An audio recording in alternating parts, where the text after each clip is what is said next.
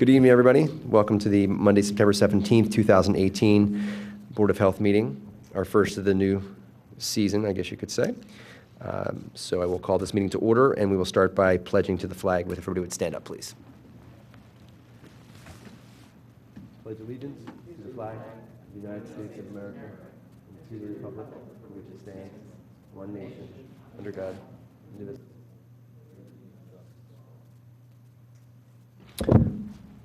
I hope everyone had a fine summer. Welcome back. We don't have the June meeting minutes available for this meeting, so we'll look for those sometime in September, review them, and then approve them at our October meeting, if that's okay. And from here, let's just move on to the health officer's report, and then we'll get into old business. Thanks. Good evening. So this is for the summer, the last few months. So we had about 100 food safety inspections completed through the summer.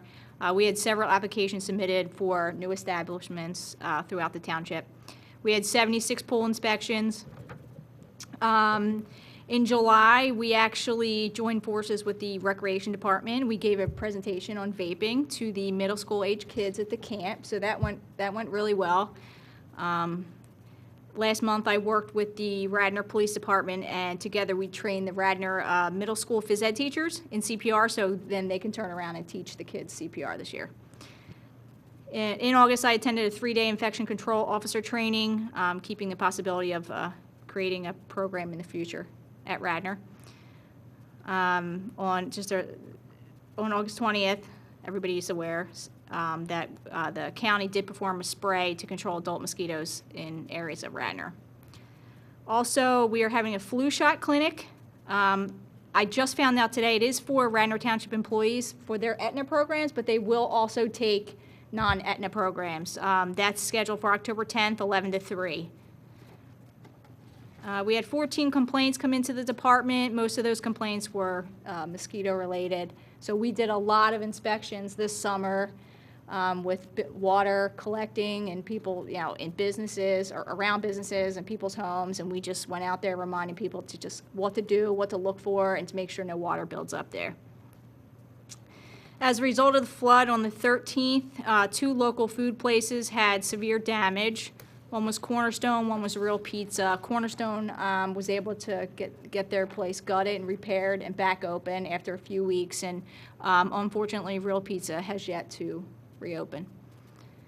The township did open a disaster assessment and recording center for a few dates, and that was in cooperation with the county, and they basically just provided information, collected data from homeowners and businesses who sustained damage as a result of the flood. We had 2 workplace safety meetings happen over the summer. One of the presentations were on how smartphones are ruining our sleep quality. And we also attended, Kate and I attended a local Board of Health meeting on September 7th. And it was one of the local solicitors who spoke about code enforcement and legality. Thank you. Thanks. A lot of different topics there that actually will come up in our meeting today.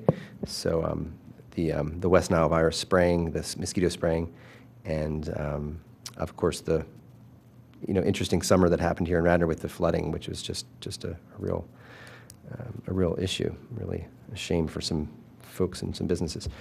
So we'll start with some old business, just to kind of go a little bit out of order on my actual agenda, to give everybody an update about last year. The Board of Health had finally approved a chicken legislation recommendation. We did present that to the Planning Commission, and we haven't heard back much. So Joan and I were talking before, Dr. Capuzzi and I were talking before the meeting, and something that we'll probably, one of us will attend a Planning Commission meeting and sort of see what the status is on their end, to present this to the Board of Commissioners at some point and have an ordinance in the township. So we're hoping to move forward on that one this legislative year. A second older business that I just wanted to give everybody an update on is the delayed school times. We did have some presentations last year about making the school time later for our middle school and high school students. There is a committee that was formed in Radnor Township a few years ago called the Radnor Township Adolescent Sleep and School Start Time Committee. They have had their last meeting in the beginning of August, and they continue to evaluate different scenarios in which school districts in the community may be able to change those times and still be able to have the current activities, sports, and busing and all the things that go along with a routine school day in a non-disruptive way. So the scenarios are still going. There's also a bill in front of the legislature in Pennsylvania that's also dealing with this sleep issue on a state level. Okay, so that's the update on those two. And I would ask Dr. Wheeler if he would help us with a little bit more about our debate we had last year about outdoor smoking regulations. Initially, we had discussed both business and parks as far as how we would make a recommendation on smoking in those areas, so outsides of businesses and then also in our public parks. It has come up that some of the laws and the regulations in Pennsylvania may limit us to certain things, so I'll let Dr. Wheeler speak on this a little bit. Is there a microphone? Well, I guess this thing. Okay.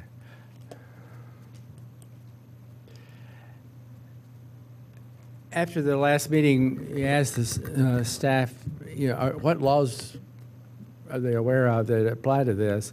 And Marie provided us with information about the Pennsylvania Clean Indoor Air Act of 2008. Apparently, there is no legislation about outdoor air, but there is some pieces of this that apply to outdoor air. I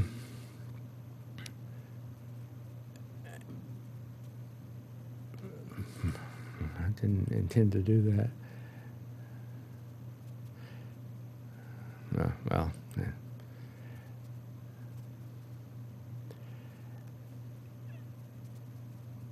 The reason this last part of this is highlighted in red is that the act, at least in my interpretation, and I'm not a lawyer, so who knows what this really says, but nothing in this act shall preclude the owner of a public or private property from prohibiting smoking on the property. That would seem to say that we can, in fact, ban smoking should we choose.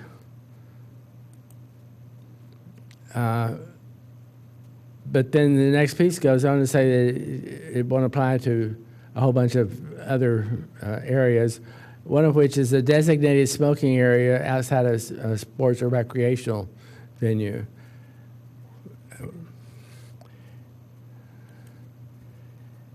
And then there's extensive wording about providing appropriate signs if there is a designated smoking area or no smoking in this. And essentially, it makes a lot of sense to me.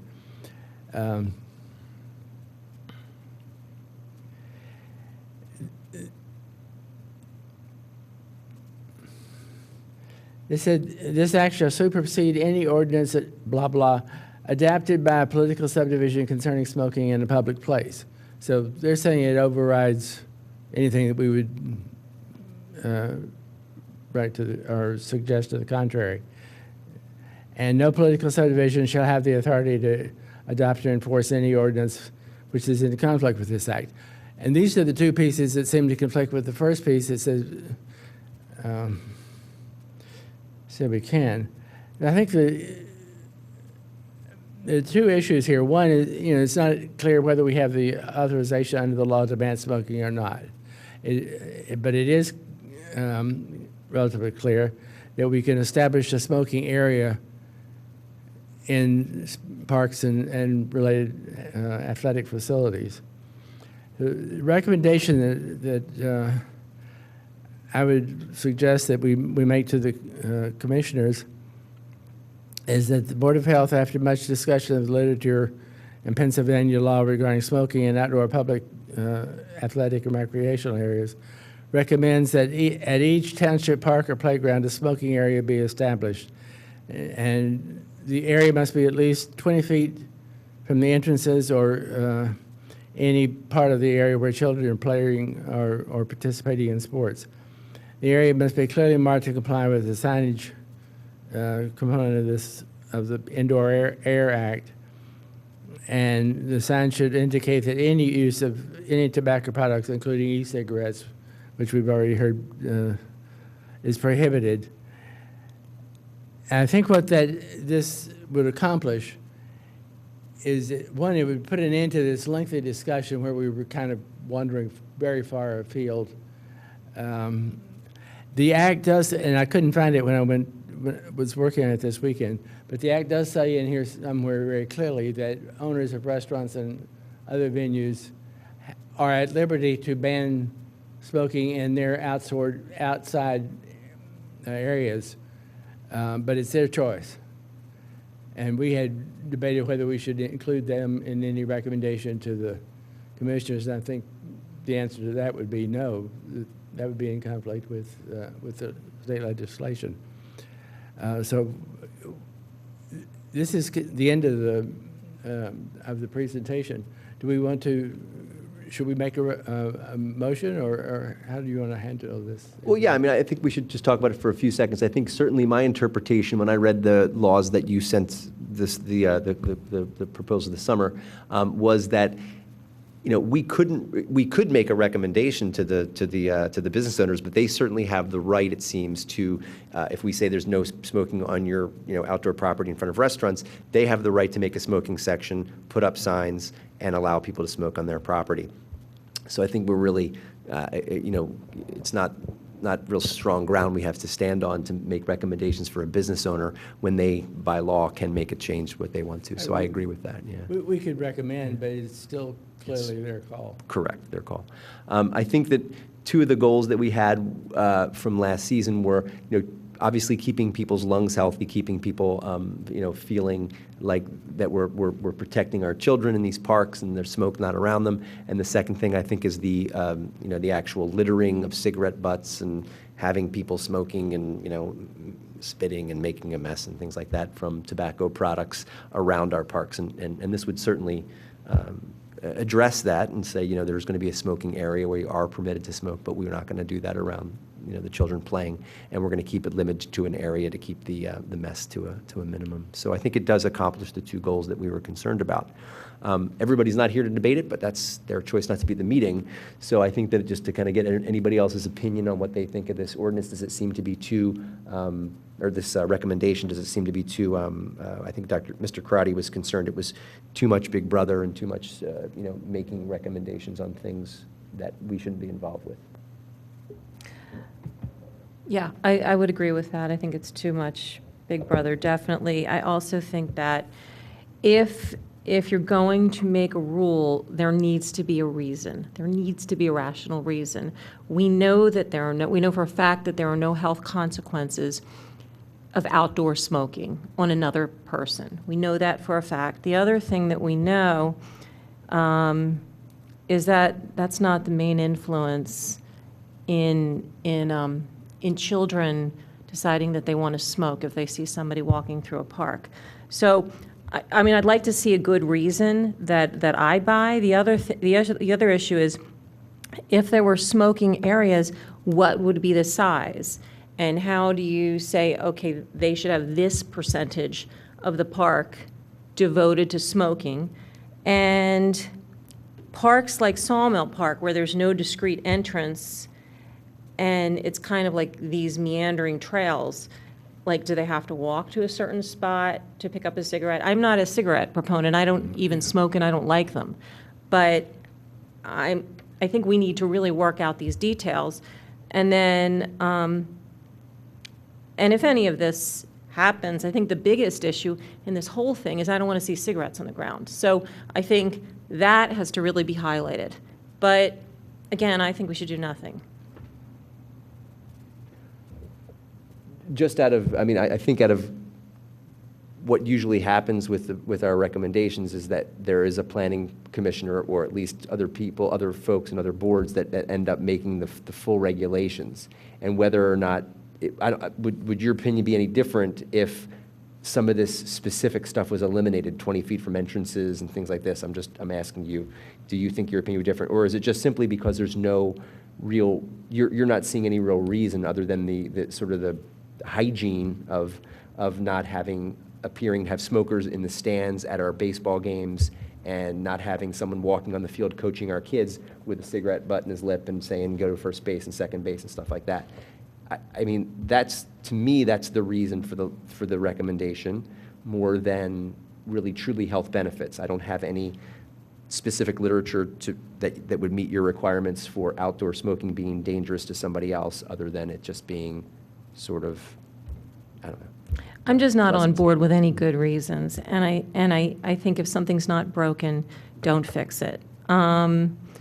But, again, if something does get established, there are a lot of questions of practicality to consider in terms of what type of smoking area, and especially in some parks where it's not a square box and you can't, make a little corner here.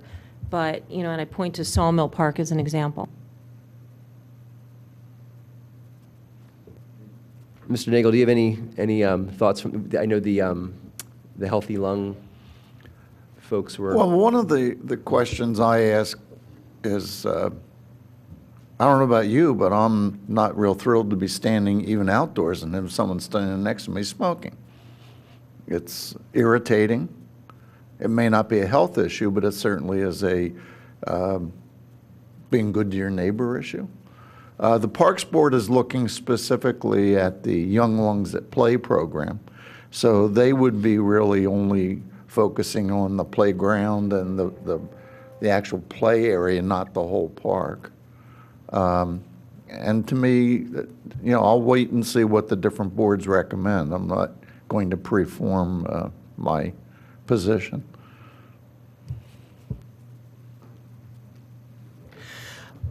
My thought about this is that we are the Board of Health, and we know that smoking is without doubt harmful to health. Therefore, I think it's reasonable to discourage smoking, and a way to discourage it is to put the butt can in a specific place. Trash is taken care of. It's not enforceable, but it's an enticement. There's the butt can, go smoke next to it. I think my concern is taking my children or future grandchildren to a park and having them on a swing set, that sort of thing, and having a smoker nearby, and just the smell and having my children breathe that would be a concern for me. I am not opposed to having something like a receptacle by a trash can where it would say put all cigarette butts here. Might be a possibility. And I do agree with Joan, Dr. Capuzzi, in that it would be really hard to enforce an open space, but I think for playgrounds specifically, I think that's something where we could have an impact. And just to comment on the 20 feet part of this, we had reviewed some literature prior to the last meeting that essentially said the secondhand smoke effects in outdoor areas, it dissipates. How far apart, or how far away you have to be before you're not affected was varied rather widely, but it seemed to go from about 6 feet to 20 feet. So I sort of took the more, I thought, conservative approach and recommended a 20-foot distance. Well, I mean, it's certainly, there are many. There's, I think, a more general recommendation might be at hand rather than some of these specifics in this currently printed recommendation, and I think that if we can sort of word that in a way, I think we might be able to make a recommendation from the board based upon a vote. I don't know if we want to hash that out here, but we certainly could try. So we could try to get a more, kind of a more general approach to this, and I would agree that the play areas would be the parts that we're trying to protect the best we can, and all open space is not quite children's play area in these parks. So athletic and recreational areas, okay.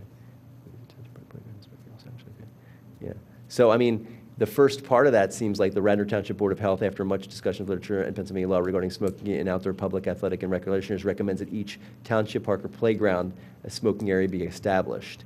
I think that's not as specific as the next half of this. Obviously, there has to be signs to clearly mark this, so that part could stay in too. And provide a also- receptacle. Yeah, and to provide a receptacle for cigarette butts. So I think if we took out sort of that area must be at least 20 feet from entrances.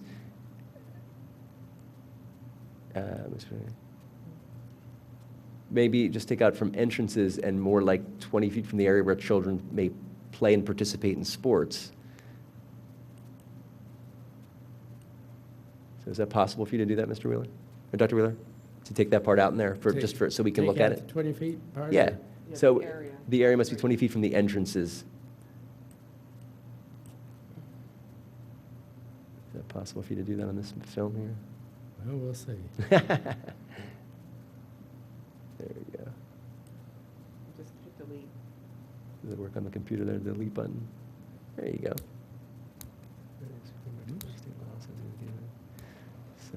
So this makes it a bit more general, and I think it allows for other boards to put in other recommendations if we're just recommending this based upon, as the Township Board of Health, and sort of our opinions on the non-healthiness of smoking. That would be something to think about. I Anybody mean, the have any signage ideas? could be as simple by the playground, like, a circle with a red smoking through area. it that says no smoking zone, kind of thing. Well, actually, the act specifies 3 options. One is the universal no smoking sign. One was basically wording, I've forgotten. The other one was a different wording, as I recall. Okay. But Is there- whatever complied with the state law would. Yeah. And is there anything else that in this wording that seems bothersome to anybody? Or that wants to know? I know. So. Nothing seems bothersome to me. I mean, as I said, I don't think that something needs to be fixed that's not broken. However, I think if we're going to do this, then I think it is of utmost importance that we have consistency. So I think we really need to look at the treatment of the fields. Pesticides, herbicides, all that. Because somebody can see a cigarette and they can make the choice to stand away from it or keep their kid away from it, but they can't see chemicals, and we're using chemicals. They can't make that choice. Excuse me, we haven't used chemicals for 15 or 20 years. No, I was on Parks Board at the time we did away with it. In fact, Robin's here, she helped me on that project. The only time we've actually used chemicals is once or twice with outbreaks of specific lawn diseases. But we get rid of them. Certainly, there's going to be more things that we don't know of, honestly. And we said this in the last debate. What is car exhaust doing? What is truck exhaust doing? What are trash trucks doing? All this kind of stuff. Gas leaf blowers. There's many different things. Sure, and we could legislate, and anybody can legislate up and down for everything. Again, everybody has their opinion, and we all have our opinions, but it just seems like a bit of a no-brainer, and I think it's something that, we've smacked smoking for many years, and there's no reason not to continue smacking it, to tell people and show people that this isn't a healthy thing to do. So I'm giving my opinion as commissioner. I'm simply a board member who's voting as well. So I think it's something that seems relatively simple. I think it's consistent with some of our recommendations as a Board of Health for many years in trying to just influence people's healthy decision-making. And just to Like, add make on, people get like, flu vaccines, right? for parents and caretakers that smoke, the child's more likely to begin smoking, so not only the health risk, but being a positive role model for future generations. Would it be helpful to take the highlighted part out as well, since that gets into a little more detail than I think that's not a bad idea, Dr. Wheeler, because it does already say that we have to clearly mark it to comply with state law. So I think there's no reason to give any other specifics on what we would do. The Planning Commission I'm sure would be the one that's doing the signing and the roping off and the receptacles and all that stuff. So that makes sense too. All right. I think that, again, unless anybody has any more comments, I think we've debated this pretty well. I think that people's opinion's been heard. I mean, certainly, you know, it's our decision. I think that, you know, we've asked for public input for a while, and I think it's important for us to listen to the public, but I think it's time to move on to the next subject, and I think it's certainly one of the things I'd like to just bring up for vote and see what people say today. That make sense? Yep. All right. So there is some public comment. Okay. Can you step to the microphone, sir? Just please state your name and where you live. Thanks. Baron Gemmer, South Wayne Avenue. Thank you for the discussion. I just want to add a couple data points and a comment on this. Although it's not relevant, and thank you for the information regarding Pennsylvania. As you may be aware, New Jersey, effective next year, has banned smoking on public beaches and state parks. So across the board, that will go into effect in 2019. In Pennsylvania, SEPTA already bans smoking in their vehicles, concourses, and stations. And just recently, the Philadelphia City Council voted to ban smoking in bus stations, not non-SEPTA-owned bus stations that have a roof in at least one side in that. So there are some other folks doing similar things here. Regarding, you know, with the parks, and we mentioned Sawmill, personal experience on the Radnor Trail itself, which you'd have trouble trying to find a designated area there that's not going to be within smoke wafting within the runners. And if I'm running on the trail and there's a smoker coming toward me, I guarantee you for at least 200 yards, I have some pretty deep inhalation of smoke. And there's nothing, you know, I'm not going to stop or turn around and wait. I've got to, you know, continue on the path. And per Commissioner Nagel's point, yes, it's you know, kind of annoying to be next to somebody smoking, but more so, if I'm running with my contacts, I can guarantee you they're going to dry up and crease out, and I'm going to have to take them out right when I'm near someone, as well as some people, like myself, may be more susceptible to headaches. If I start smelling smoke, I start to get a tension headache, and that's obviously a problem when I'm trying to be out exercising. So there are some non-cancer causing health benefits I think we need to look at there too. So I just wanted to bring that up. But in relation to the trail or Sawmill, it's possible there may not be a possible designated non-smoking area given the configuration of those. And it's not just the children. Obviously, we think about the parks where they're playing ball and everything, and we don't want to show them that as well as have them near that. But when you get to some of the other trails, it's a lot of adults and a lot of them out exercising where they're maybe breathing in deeper than they would normally. So, thank you. So, I mean, you know, obviously with this, you know, the debate being pretty intense, pretty good, and by email as well this summer, I think we should bring this up to vote, and we'll do that right now. So we'll bring up to vote the recommendation from the Radnor Township Board of Health that after much discussion literature and Pennsylvania law regarding smoking in outdoor public athletic and recreational areas, recommends that at each township park or playground, a smoking area will be established. The area must be clearly marked to comply with state law. So that's the recommendation up for debate. We can do a hands-up vote for yes. Hands-up vote for yes. That's 4, and hands-up vote for no. That's 1. Okay. That's 1. Okay. So we will pass that ordinance, or that ordinance, that recommendation, and pass that on to the Board of Commissioners and to the Healthy Lung folks, so they can make some recommendations to the Parks Board. Thanks. Dr. Wheeler, will you email me the language for the minutes, please? Will you send that to me? Yeah. Thank you. This is the PowerPoint when it's complete here, so you can save it. Yeah, thank you. All right, so we are kind of running behind a little bit with our new business this year, so I'm going to move on to new business, and we will talk about a few things here. So first of all, for the new students for the 2018/19 Board of Health year, I understand that the high school, there was some contact at the high school for applications, is that correct? Yes, so I reached out to the Director of Guidance at Radnor High School, and I have not heard from him. I sent him an email last week. He was the director that I worked through last fall to get the 2 student interns. I left him a voicemail today, so hopefully I'll be hearing back. And I believe there's another person who does the emails to families and everyone, but I'm going to get you that name My wife was telling me about that one, so let me give you that in email too. So she can send that a burst to everybody to make sure that all the students have heard about this. Okay. By the way, for the public, anybody who doesn't know, the students that we have on our Board of Health, we usually have 2 students from the high school, usually juniors or seniors. Is it sophomore student? So juniors and seniors, and they participate in the Board of Health meetings, and they work through the year to with us as members of this board to do a presentation about health in the community or health in the school, and there's been some pretty fascinating projects in the last couple of years.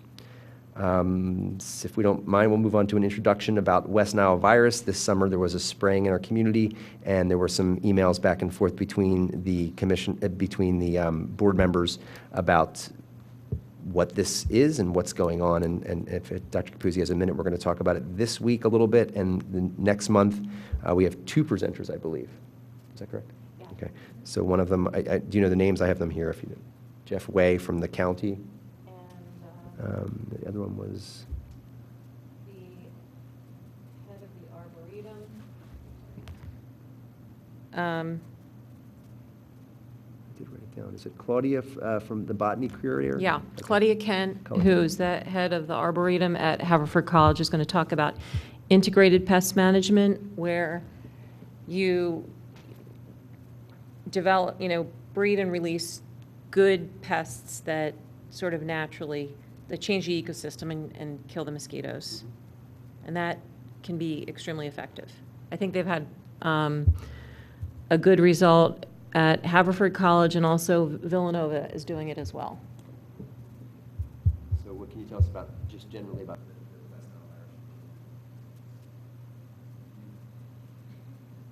Nile virus? That's next month.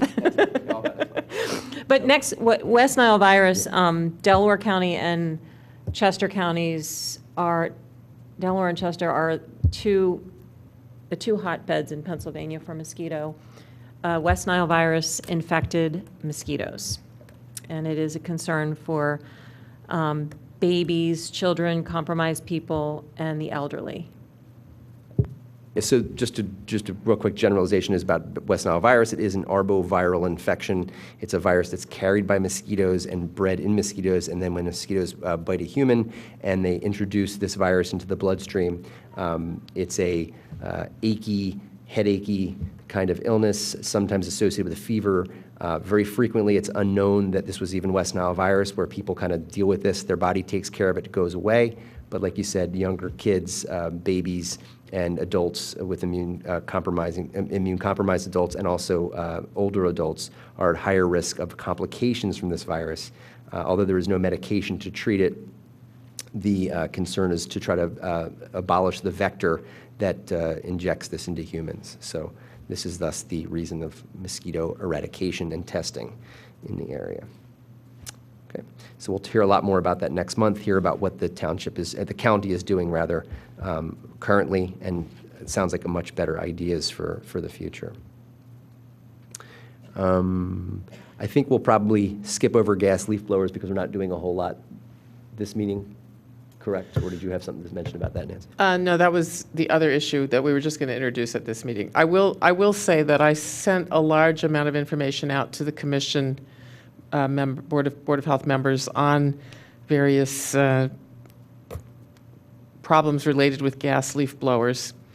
And Mr. Crotty was going to try to find some hard data on the cost to lawn care companies of restricting them.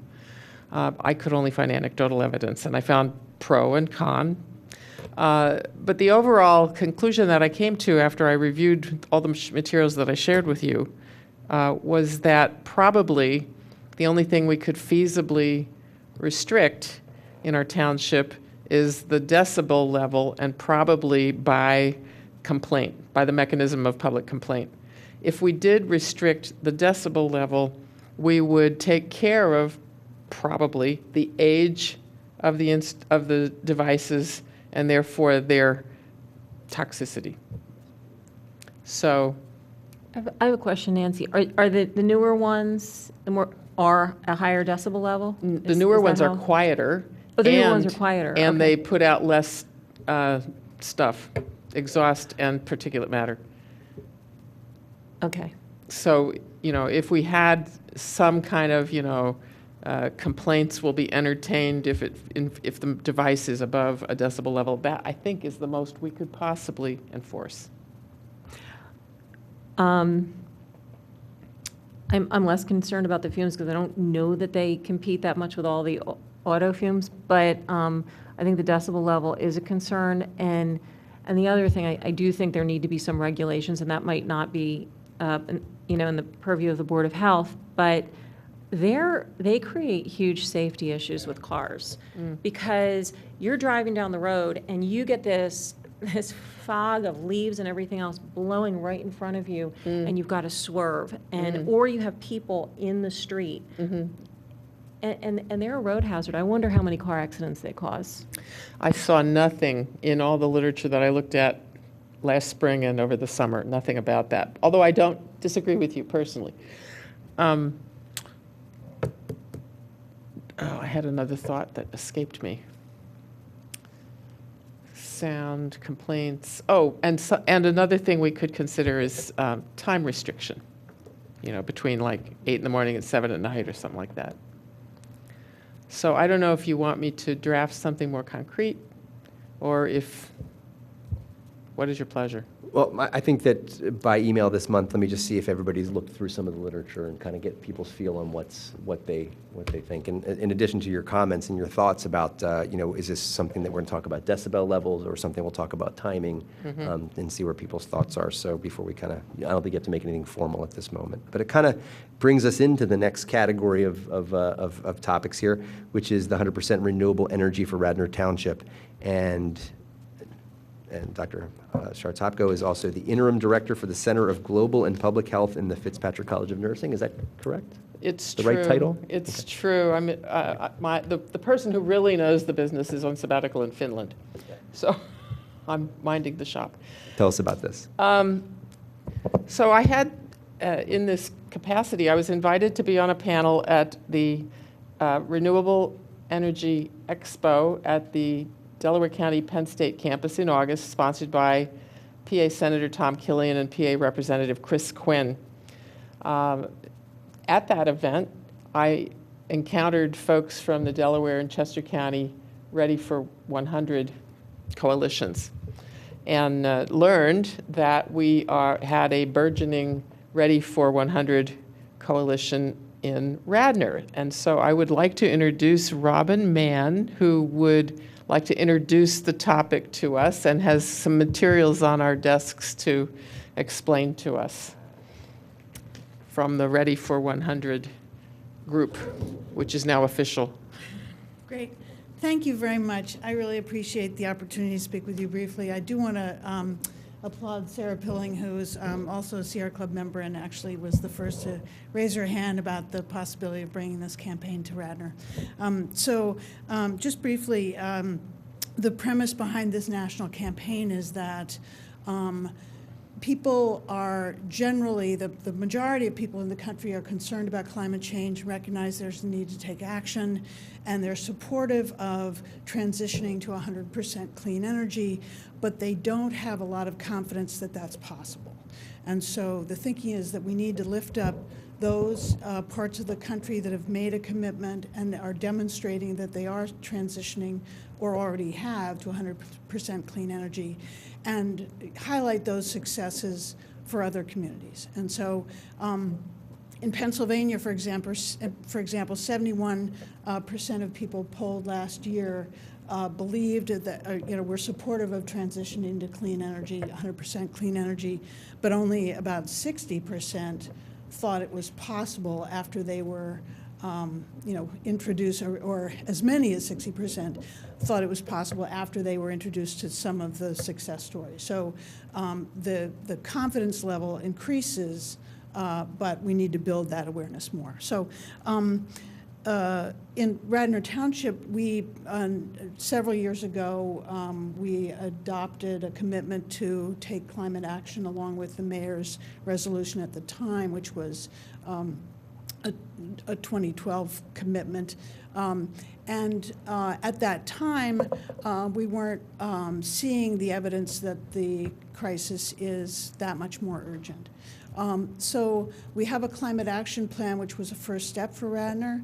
This would be an effort to encourage the community to come together and embrace a more ambitious plan to transition to 100% clean energy. So there's a lot of detail, but basically there's some guidelines that this campaign seeks to follow. One is to ultimately achieve the transition across all sectors of the economy, but begin with the electric grid. Also to ensure that this plan that is developed is really founded in equity and affordability, and trying to ensure that that everyone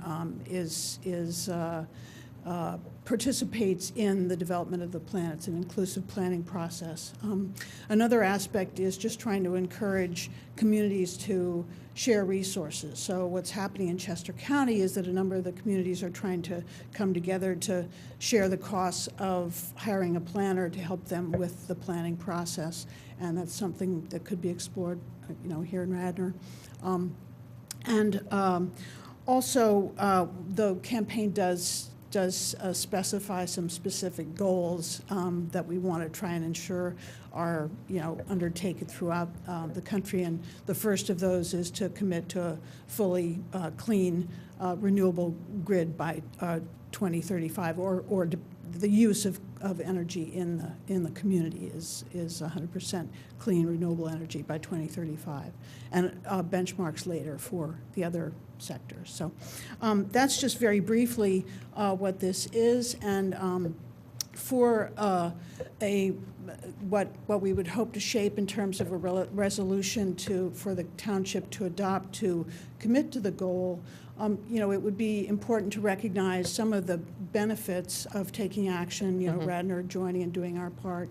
And it's just very interesting. A lot of people are, seeing pretty significant changes in our environment, but the urgency of taking action hasn't gone away. And for just as by way of illustration, the new Powering Our Future document that Philadelphia that the Office of Sustainability passed, it just indicates that the number of days of temperatures above 95 degrees, it's really a handful right now generally.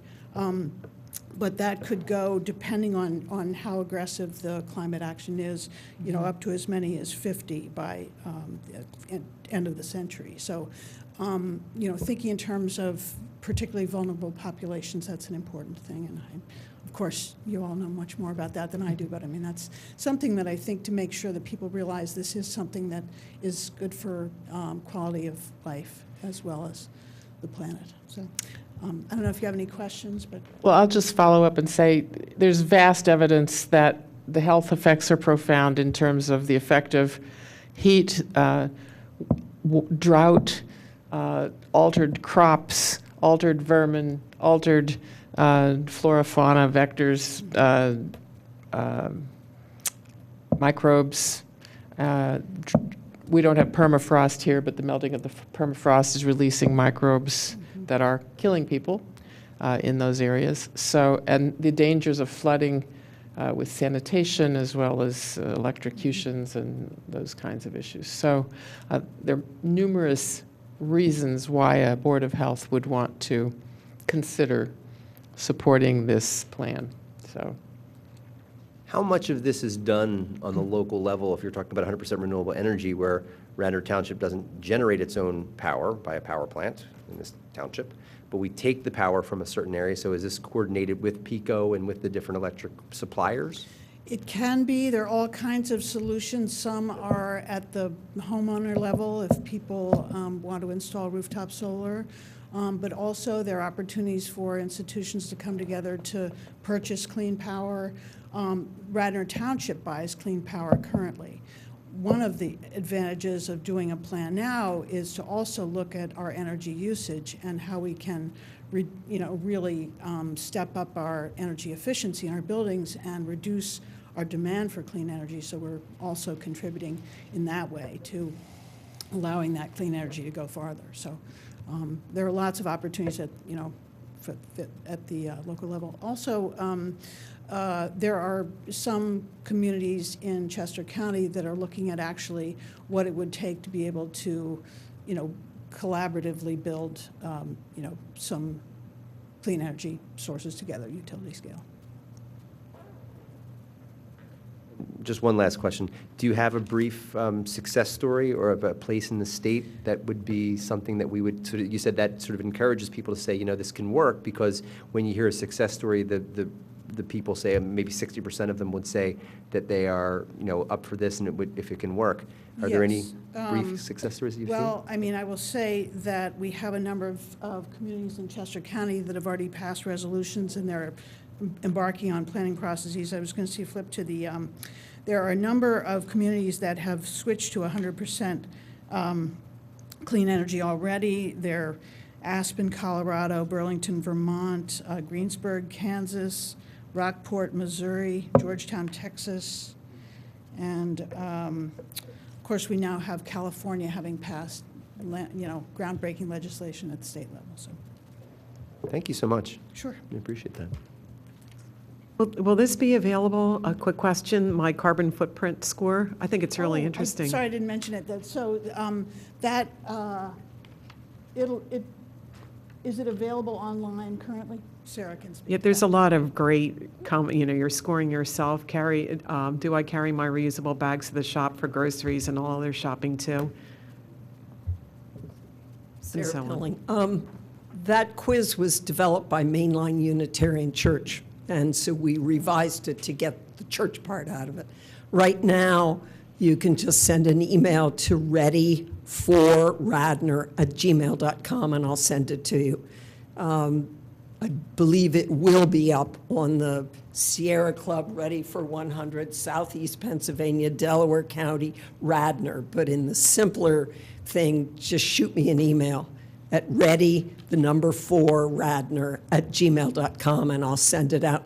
I did have some here in the Township building. I was unable to find out where somebody put it, but they will be available at all public meetings, and it's a great opener.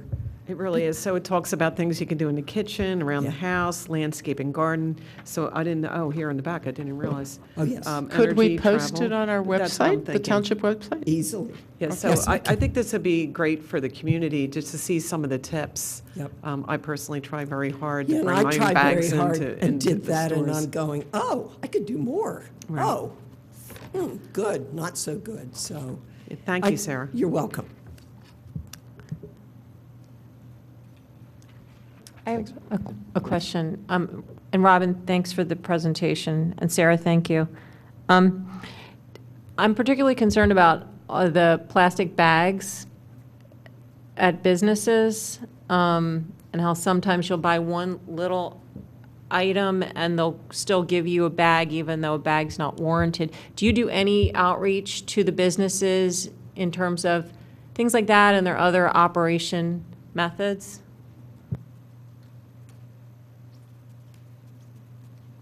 I'll say that there are plastic bag initiatives going on in more and more communities, for the energy use and also for the waste production. And in the Philadelphia region, we have a huge problem in our waterways with just them getting clogged with plastic bags.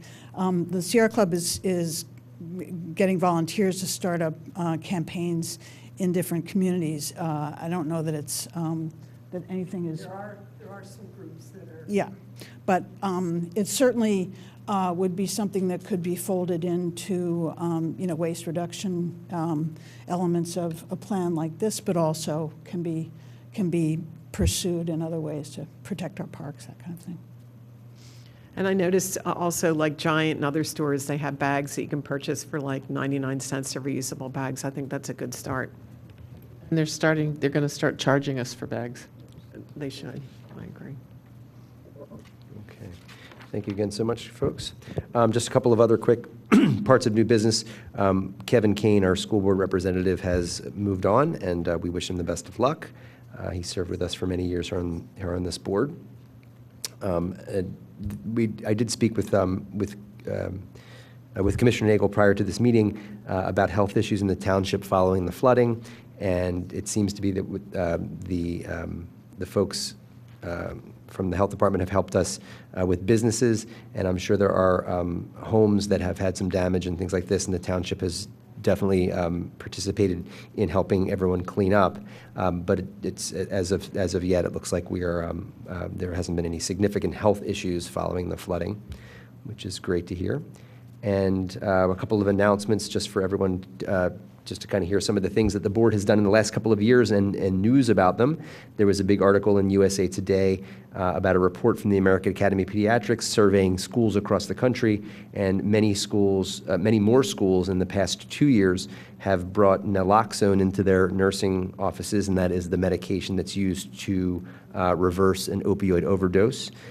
So it's been on the lines of automatic defibrillators and EpiPens and other things that have come to the school nursing facilities in order to protect students.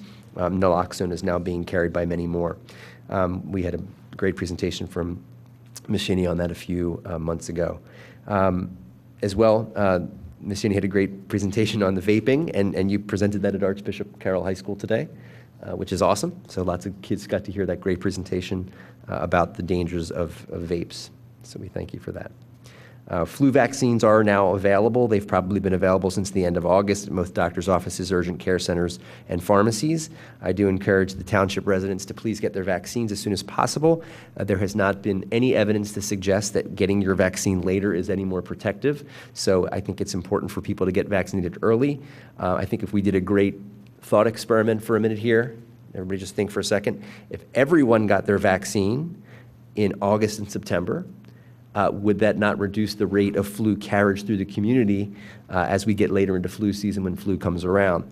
And I think that's a good thought. We always talk about herd immunity in pediatrics. When we give vaccinations to people, we're actually protecting other folks who don't have their vaccines, and we're affecting how a virus or a bacteria moves through a community. So earlier the better.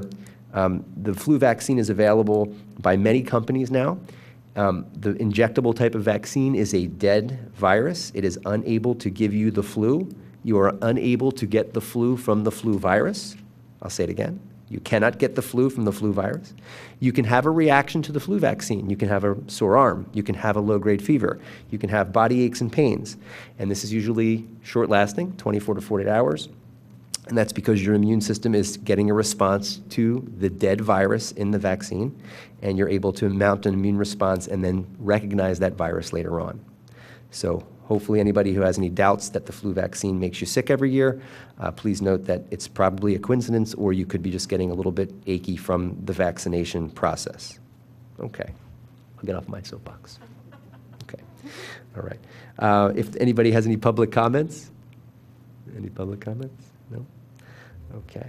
So we will we will adjourn, and we will get together on Monday, October the 15th at 5:30 p.m. in this room, and to go over some other topics. So I thank everyone for coming, and thanks for everybody's participation.